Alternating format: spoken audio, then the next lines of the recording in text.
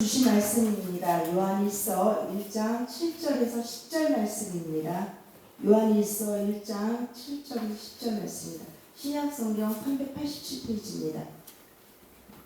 말씀 봉독해 드리겠습니다. 그가 빛 가운데 계시고 같이 우리도 빛 가운데 행하면 우리가 서로 사귐이 있고 그 아들 예수의 피가 우리를 모든 죄에서 깨끗하게 하실 것이요 만일 우리가 죄가 없다고 말하면 스스로 속이고 또 진리가 우리 속에 있지 아니할 것이요 만일 우리가 우리 죄를 자백하면 그를 미쁘시고 의로우사 우리의 죄를 사하시며 우리를 모든 불의에서 깨끗하게 하실 것이요 만일 우리가 범죄하지 아니하였다 하면 하나님을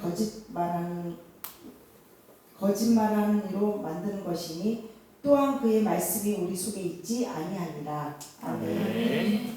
오늘 4절 말씀으로 같이 우리 하나님 말씀 나누고 또 찬양 부른 다음에 성찬식도 이어서 하겠습니다. 또 단촐하지만 또 주님의 은혜로 오늘도 오신 분들과 또 예배할 수 있게 돼서 또 감사드립니다.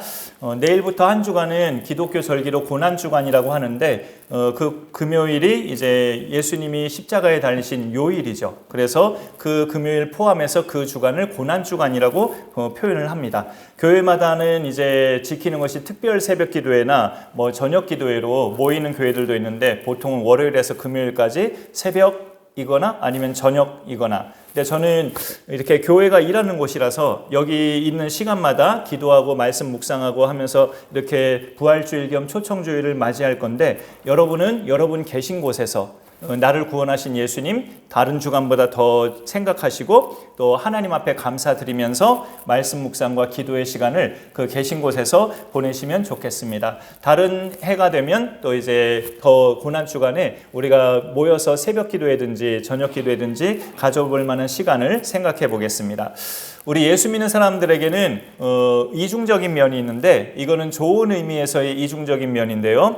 예수님의 보혈로 모든 죄를 용서받은 사람들이 우리 예수 믿는 사람들이에요. 그래서 예수 믿는 사람은 그 예수님의 이름으로 지금 앞에서도 우리가 기도했지만 기도할 수 있고 지금처럼 예배 드릴 수 있고 하나님께 나아갈 수 있고 눈에 보이지 않지만 일상에서 하나님과 동행하면서 살아간다는 것을 느낄 수 있습니다. 예수 믿는 사람은.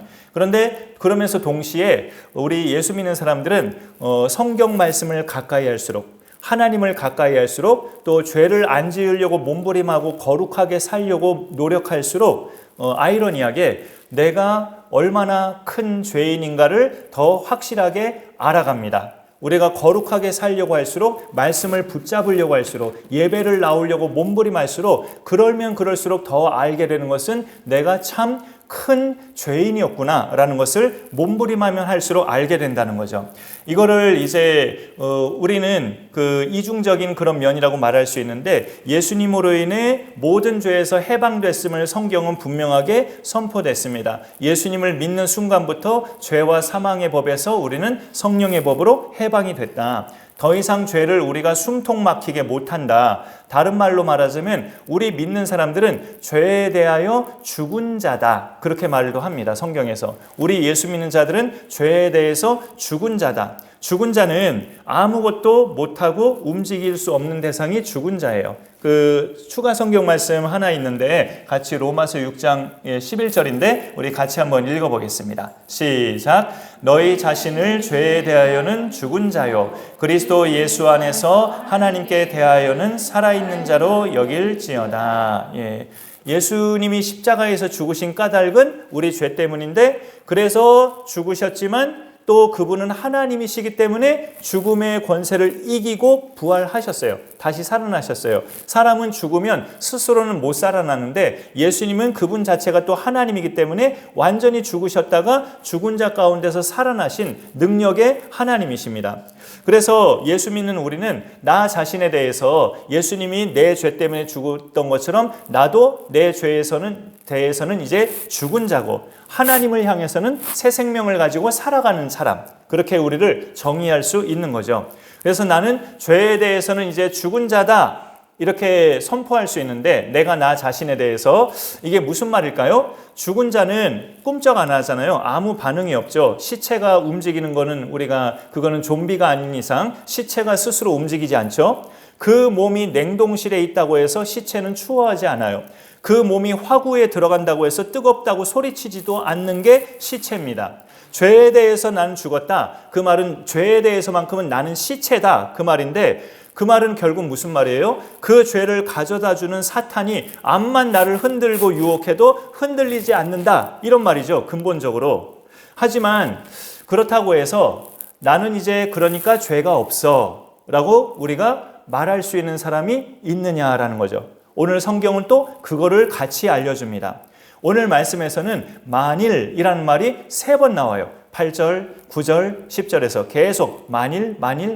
그리고 본문 말씀 아니었지만 6절에도 만일이 한 번 더 있어요. 그렇게 만일이라는 말, 그럴 리는 없겠지만 혹시라도, 또 만에 하나 이런 뜻이죠. 만일. 그만큼 무슨 말이에요? 우리는 예수님을 믿어도 죄가 없다라고는 말할 수 없다는 거죠. 그래서 여기 만일이 뭐예요? 만일 우리가 죄가 없다고 말하면 그건 스스로 속이는 거다라고 말을 하는 거죠. 그리고 10절에서는 만일 우리가 범죄하지 아니했다, 우린 죄 없다라고 말하면 하나님을 거짓말하는 이로 만드는 것이라고까지 그렇게 이야기를 합니다. 그러면은 우리가 생각할 때 저도 그런 생각을 스쳐 지나가듯 해본 적은 있는데 도대체 내가 뭔 죄가 그렇게 많아서 이 성경에서는 그렇게 몰아가는데 내가 뭔 죄가 그렇게 많다고 이렇게 반문을 해본 적이 있어요. 그냥 스스로만. 그런데 이게 죄인지 아닌지는 어떤 정해진 법을 기준으로 우리가 알 수 있잖아요. 나라법이든지 그 지역법이라든지 아니면 하여튼 어떤 그 정해진 법에서 어겨진 거면 죄고 안 어겼으면 죄는 아니죠. 교통법도 마찬가지고. 그러면은 세상의 법은 이 땅의 많은 지상 나라의 법들은 주로 행위의 법이에요. 행동으로 죄가 돼야 그게 죄가 되는 거죠. 행위의 법. 그렇지만 하나님의 법은 성경 말씀에 보니까 하나님의 법은 마음의 법이에요. 세상의 법은 사람을 실제로 죽여야 살인죄로 적용을 하지만 하나님의 법은 마음의 법이에요. 형제를 미워하는 자가 이미 그 마음에 살인한 것이라고 성경은 선포합니다. 그 말씀은 하나 더 있는데 뒤에 같이 읽어보죠. 요한일서 3장 15절 시작. 그 형제를 미워하는 자마다 살인하는 자니 살인하는 자마다 영생이 그 속에 거하지 아니하는 것을 너희가 아는 바라. 영생은 여기 영생이 없는 사람을 보니까 형제를 미워하는 사람은 그 속에 영생이 없다라고 단언을 해요. 영생은 어떤 선물이냐면 하나님이 보내신 독생자 예수님을 그리스도로 믿는 사람에게, 예수님을 자기 구원자로 믿는 사람에게 주시는 선물이 영생이거든요. 근데 형제를 미워하는 사람에게는 영생이 그 속에 없대요. 그러면 그 사람은 예수님을 안 믿는 자라는 그런 이론이, 그런 논리가 되잖아요. 그러면 내가 누구를 미워한다면, 저도 참 밥 먹듯이 하는 게 그런 건데, 내가 누구를 미워하면 나는 그럼 예수님이 없는 사람인가? 나는 예수를 그럼 아직도 안 믿는 사람인가? 나 혼자만 믿고 있다고 착각하고 옳은 갈등과 그런 고민이 되는데, 오늘 말씀 7절에 잠깐 보니까 그가 빛 가운데 계신 것 같이 우리도 빛 가운데 행하면 우리가 서로 사귐이 있고 라는 말씀이 있어요. 하나님이 빛 가운데 계시다. 하나님 자체가 빛이시고 어둠이 아니시기 때문에 그분 자체가 빛이시지만 그분은 또 계시는 곳 자체가 빛 가운데 계신다라고 여기 말씀해요. 그래서 우리도 빛 가운데서 행하면, 하나님처럼 빛 가운데서 행하면 우리 사람들끼리 서로 사귐이 있다. 막힌 그런 관계가 아니다. 불편한 관계가 다 해소된다. 그런 말이에요. 빛은 어둠의 반대말이죠. 성경에서 어둠을 영적인 의미로 말하자면 죄요, 어쩌면 지옥 이런 개념이죠. 어두움은 영적인 의미로 죄예요. 그럼 빛은 뭘까요? 죄와 전혀 상관이 없는 거죠. 죄와 전혀 상관이 없으신 하나님 말씀을 따라 행할 때, 내가 그렇게 하나님 말씀을 따라 행할 때 나한테서 나오는 하나님의 모습, 그게 빛이라고 할 수 있어요. 내가 하나님 말씀을 따라, 성경 말씀을 따라 행할 때 나한테서 나오는 하나님의 모습이 빛입니다. 하나님은 사랑이기 때문에 내가 그분의 말씀을 따라 행하면 나도 사랑의 사람이 돼요. 내가 하나님 말씀 따라 행하면 그분 자체가 사랑이라고, 대명사가 사랑이에요. 하나님의 대명사는 하나님은 사랑이시라. 요한일서 4장 8절 16절 선포하고 있어요. 그래서 내가 그분 말씀을 따라 살아가면 그분의 사랑이 나에게서도 나와서 나도 사랑의 사람이 됩니다. 그러면 형제를 미워하지 않는, 그렇게 살아가는 것이 가능해지는 거죠. 그런데 그러면 그게 그 단계까지 되면 이제 그럼 나는 이제 죄가 없는 사람이다 라고 말할 수 있을 것 같은데, 또 오늘 말씀해 보면 자기 자신에 대해서 그렇게 말하는 사람은 거짓말하는 사람이다라고 또 성경은 그렇게 말을 해요. 성경의 어떤 말씀들은 참 그렇게 상호 모순된 것처럼 느껴지는 말씀들이 많이 있는데, 요한일서 안에 담겨진 말씀도 그런 느낌을 주는 그런 본문이 있어요. 오늘 5절 성경책으로 보셔야 되겠네요. 5절 중반에 보면 하나님은 빛이시라 그에게는 어둠이 조금도 없으시다 라고 말을 하죠. 그러면서 7절에서는 그가 빛 가운데 계신 것 같이 우리도 빛 가운데 행하면, 우리도 그럼 어떻게 된다는 거예요? 5절에 있던 것처럼 우리도 어둠이 조금도 없는 상태가 된다, 이런 말처럼 느껴지거든요. 우리도 그럼 죄에서 완전히 벗어나고 우리가 그럼 전혀 죄가 없는 상태가 돼야 되는 거구나 라고 해야 되는 건데, 8절과 10절에 보면 그거는 말이 아니라고 그렇게 또 말씀하잖아요. 우리가 죄가 없다고 말한다면 거짓말하는 것이다 라고 8절과 10절에서는 경고를 해요. 어쩌라는 건가 묻는다면 그 답은 우선 7절 하반절에 이게 키가 됩니다. 7절 하반절에 그 아들 예수의 피가 우리를 모든 죄에서 깨끗하게 하실 것이요 라는 이 부분이죠. 그러면서 깨끗해짐을 받는 순간마다 우리는 죄 없는 상태로 이렇게 회복되는 은혜를 누리는 겁니다. 그러다가 또 죄를 짓고 하기는 하죠. 그러니까 우리가 죄 없다고 말하면 거짓말이라는 것도 맞고, 그 아들 예수의 피로 깨끗함을 받은 상태에서는 우리의 죄가 없어졌다는 것도 맞기 때문에 우리가 어둠 가운데 있지 않고 빛 가운데 있다는 말도 인정되는 말씀이고, 그러나 우리가 죄가 없다고 하면 거짓말하는 거다, 그 말씀도 인정되는 말씀이에요. 상호 모순된 것 같지만 둘 다 맞는 말씀인데, 뭘로 해결이 되느냐? 그 아들 예수의 피, 그 아들 예수의 피로 우리가 그렇게 그 두 가지 문제가 해결될 수 있다라는 겁니다. 예수님이 흘리신 피만이 깨끗한 피고 우리의 죄를 소멸할 수 있는 전 세계에서 유일한 피입니다. 하나님은 구약시대 때부터, 예수님 오시기 전부터 피를 중요하게 말씀하셨어요. 그래서 너희가 노아시대 때부터 동물을, 짐승을 먹는 것을 허용하셨죠. 성경을 자세히 읽으면 그 전까지는 사람도 식물만 먹게 했어요. 동물, 고기를 못 먹게 했고. 그럼 저 같은 사람은 좀 슬펐겠죠. 근데 이제 노아시대 때부터 동물을 먹으라고 허용했어요. 고기를 먹을 수 있다고. 그런데 하나님이 당부하신 게 뭐냐면, 먹되 그 짐승의 생명이 되는 피째 먹지는 말라. 그 피는 생명이다. 모든 생명체의 그 생명은 피에 있다라고 그렇게 하나님이 말씀하십니다. 그런 말씀을 우리가 구약 성경에서 찾아볼 수 있고요. 그 말씀을 하시면서 이거는 그 전에 죄를 지었던 가인을 염두에 두시도 하시고, 너희는 앞으로 그런 것처럼 사람을 죽이지 말라는 당부도 하신 건데, 다른 사람의 피를 흘리면 그 사람의 피도 흘릴 것이니, 이 말씀을 하셔요. 노아의 가족에게 너희가 만일 다른 사람의 피를 흘렸다가는 너희 피도 흘려질 것이다 라는 말씀을 하시며 경고하십니다. 무고하게 다른 사람의 피를 흘리면 하나님은 반드시 그 사람의 피도 흘리게 하실 거란 말씀이죠. 죄의 대가는 피를 흘려야 된다는 뜻이에요. 죄의 대가는. 그래서 히브리서 9장 22절에 피 흘림이 없은즉 사함이 없느니라. 반드시 누군가가 피를 흘려야 죄를 용서받게 된다라는 선포예요. 그러면은 내가 다른 사람한테 죄를 지었다면 내가 죄를 용서받는 방법이 내 몸에 칼을 대서 내 몸에 피를 흘리면 그 죄가 하나님 앞에 용서될까요? 이게 아무 피를 갖다 댈 수는 없어요. 아무 피나 갖다 대면 안 됩니다. 중증 외상센터에서 실려오는 환자들 중에는 수혈이 급한 환자들도 있죠. 그러면 그런 환자들은 혈액형만 맞으면 재빨리 수혈하면 살아날 수 있어요. 그러나 그건 육신적 생명을 살리는 거죠. 그거는.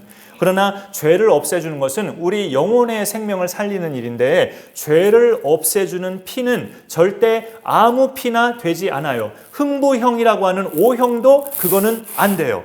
예수님이 오시기 전까지 구약 시대에는 예수님을 예표하는 흠없는 어린 양 한 마리를 죽여다가 무고하게 죽여서 그렇게 하나님 앞에 제사 때마다 그 짐승의 피를 제단에 뿌림으로 죄 지은 사람의 죄를 용서받게 했어요. 그 어린 양의 피를, 제단에 뿌려진 피를 하나님이 받으심으로, 하나님이 그 방법을 쓰신 까닭은 용서받은 그 죄 지은 사람이 나 대신 저 불쌍한 어린 양이 저렇게 피 흘려 죽는구나, 그 어린 양을 보라고 하셨다기보다 장차 때가 되면 진짜 어린 양이 너희 가운데 나타날 것이다. 내가 진짜 어린 양을 너희에게 보낼 것인데 그 진짜 어린 양이 십자가에 피 흘려 죽음으로 너희 모든 죄인들의 죄를 사함받게 해줄 것이다. 단 그 어린 양을 믿는 자들에게만. 이렇게 하나님이 예표로 구약시대 때부터 알려준 거예요. 아담 때부터 가죽옷을 입혀주시고 아담과 하와에게 그 가죽옷을 입혀주셨다는 것 자체가 짐승 한 마리를 죽였다는 뜻이죠. 피 흘리게 해서. 그러니까 그때부터 예수님 오시기 전까지 계속 흠없는 죄도 없는 짐승의 피를 대신 제단에 뿌림으로 이 피로 너희가 대신 속죄를 받지만 이 피는 그림자일 뿐이야. 진짜 피를 흘릴 어린 양이 올 것인데 그 어린 양이 십자가에 달려 죽으심고 다시 사셨음을 믿는 자들은 그 어린 양의 피로 모든 죄를 사함받는다고 하나님이 구약시대 때부터 알려주신 거예요. 오늘 7절 하반절에 그 피가 바로 그 아들 예수의 피로 이렇게 설명되고 있습니다. 그 아들 예수의 피가 어떻다는 거예요? 우리를 모든 죄에서 깨끗하게 하실 것이요 라고 말을 합니다. 그 어떤 죄도, 그 어떤 살벌한 죄, 그 어떤 간악하고 더러운 죄도 예수의 피는 깨끗하게 할 수 있다라는 말이에요.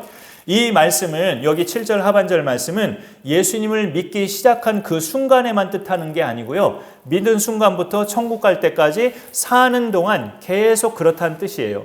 예수의 피가 우리를 모든 죄에서 깨끗하게 한다. 그 예수님을 믿는 순간이 제일 중요하죠. 내 마음속에 예수님을 영접합니다. 나는 죄인입니다. 내 모든 죄를 용서하여 주옵소서. 처음 예수님을 영접하는 그 순간에 이런 죄사함의 효력이 있지만 이 7절 하반절 말씀이 그 이후로 짓는 죄도, 예수 믿으면서도 그 이후로 짓는 죄도 계속 적용되는 말씀이에요. 똑같이. 그래서 우리는 예수님 믿기 때문에 죄사함은 받았지만 여전히 죄를 지으면서도 계속 살고 있잖아요. 그런데 아까 말씀드린 것처럼 거룩한 생활을 할수록, 말씀을 가까이 하면 할수록, 예배를 안 빠지고 몸부림치면서 하나님 앞에 나오면 나올수록 아이러니하게도 내가 얼마나 더러운 죄인인지를 알게 된다는 것이 예수 믿는 사람들이 갖고 있는 공통적인 이중성입니다. 그래서 우리가 신앙생활에서 끊임없이 잘해야 되는 것 중에 하나가 회개예요. 회개.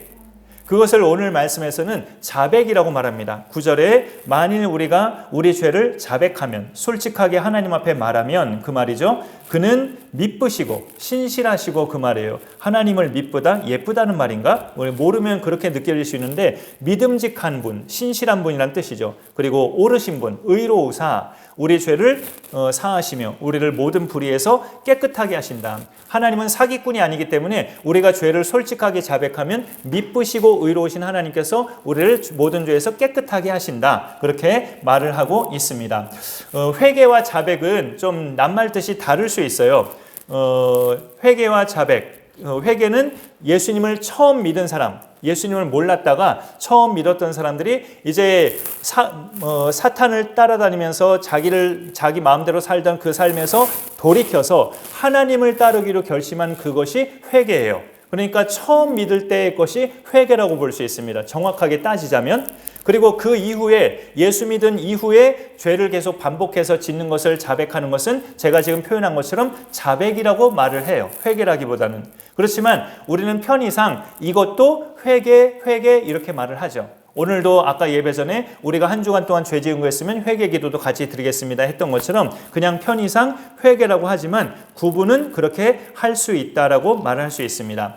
회개 기도할 때요, 내가 일주일 동안 하나님 앞에 뭐가 부족했는지, 뭘 잘못했고 어떤 죄를 지었는가를 우리가 그러니까 생각을 해봐야 회개할 거리들이 떠올려져요. 사실 체험해 보니까 생각을 떠올리지 않고 무조건 하나님 제가 말씀대로 살지 못한 것 용서해 주옵소서 이렇게 회개를 하면 그거는 하나님께 용서받는 것도 불투명해져요. 생각도 안 해보고 그냥 표현해 버리는 거니까.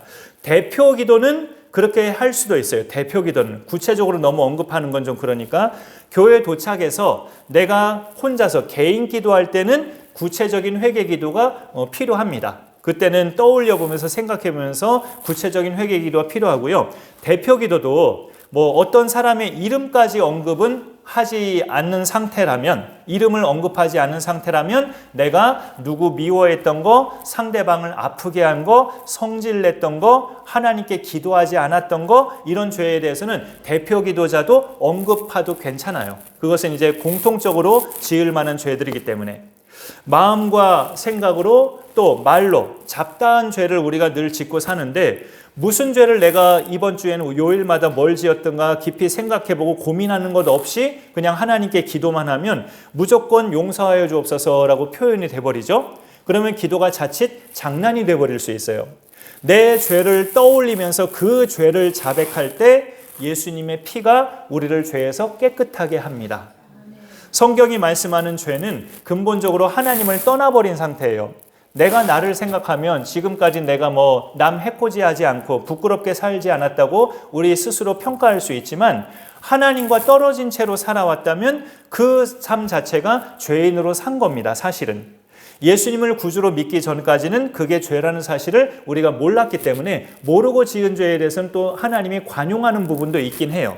그럼 이제 알고 있는 우리 상태에서 예수님을 믿는 사람들은 하나님과 떨어진 채로 사는 순간들이 그럼 없을까? 라고 생각해 보면, 하나님과 관계가 깨지는 건 아니지만 하나님과 떨어진 채로 살아가는 순간들은 우리 믿는 자들도 많아요. 소위 후레자식이라도 부모와 자식 간의 관계는 안 깨지죠. 부모 자식 관계는 혈연이니까 안 깨져요, 절대. 그러나 마찬가지로 내가 예수 믿는 순간부터 나는 하나님의 자녀로 인침, 도장을 받았어요. 예, 도장을 받았습니다. 여기 앞에 보세요. 예, 도장을 받았어요. 그러니 아버지와 자녀라는 그 관계는 깨지지 않지만, 자녀도 모든 자녀가 그런 건 아니지만 가출하는 경우가 있듯이 구원받은 사람 역시 하나님과 떨어진 채로 살아가는 순간들은 많이 있어요. 아까 말씀처럼 형제를 미워하는 것이 내가 하나님과 떨어진 상태의 순간들입니다. 그런 순간이 1년에 어쩌다 가끔 올까요? 미움이라는 감정은 수시로 생길 수 있기 때문에, 그래서 우리가 신앙생활에서 잘해야 하는 것이 회개다라고 말씀드린 거예요. 회개를 잘하려면 요 믿음이 100% 있어야 돼요. 예수의 피가 우리를 모든 죄에서 깨끗하게 하실 수 있다는 믿음. 오직 그 예수의 피만이 우리의 그 잡다한 모든 죄에서 나를 깨끗하게 하실 수 있다는 믿음이 100% 있어야 됩니다. 그분의 십자가 죽으심은 그런 엄청난 효력을 가져오셨기 때문에. 그리고 회개는 덧붙인다면 내가 죄를 하나님 앞에 입술로 자백하는 것뿐만이 아니라 이제 내가 지었던 죄를 혐오하고 그 죄를 다시는 짓지 않도록 이제 내 자신을 자꾸 결단하고 노력하는 그런 몸부림이 또 같이 있는 것이 진정 회개가 되죠. 형제를 미워하지 않기를 우리가 하나님 앞에 기도하고요. 기도했으면 하나님이 날 도와주실 거야. 내가 형제를 미워하지 않도록 내 마음을 다스려 주실 거야 하면서 하나님을 믿고 사랑을 도전해 보시기 바랍니다. 예수님이 날 위해 해주신 그 일을 믿으면 가능해요. 예수님이 나를 위해서 해주신 그 일, 깨끗한 당신의 피를 십자가에서 다 쏟으신 그 일을 매일 매 시간 매 순간 묵상하고 떠올려야 우리가 그렇게 살아갈 수 있어요. 죄를 알지도 못하시는 거룩한 하나님의 아들이 십자가에서 피 흘려 죽으셨는데 그 이유가 뭐냐? 나 살리시려고. 나 살리시려는 그 이유 때문에 그가 그렇게 보혈을 흘리고 죽으셨다가 다시 살아나셨어요. 그 사실을 매일 매 시간 매분 매 초마다 묵상해 나가면서 주님과 더불어 살아가면 형제를 사랑하는 데까지 우리가 나아갈 수 있습니다. 오늘 함께하는 성찬식에서 내 죄는 이미 예수님의 피로 사해졌고 씻음 받았음을 믿음으로 그렇게 임하시면 좋겠습니다. 아울러 나는 여전히 죄를 지으면서 산다는 것도 자백하면서 그렇게 나아가면 좋겠습니다. 이 어찌할 수 없는 이 죄인을 다시 한번 예수의 피로 오늘도 씻어주시고 내게 더 단단한 믿음을 주옵소서 기도하시면서 함께 임하는 이 시간 되기를 간절히 소망합니다. 우리 같이 성찬 전에 주의 보좌로 나아갈 때의 찬양을 같이 한번 불러보겠습니다.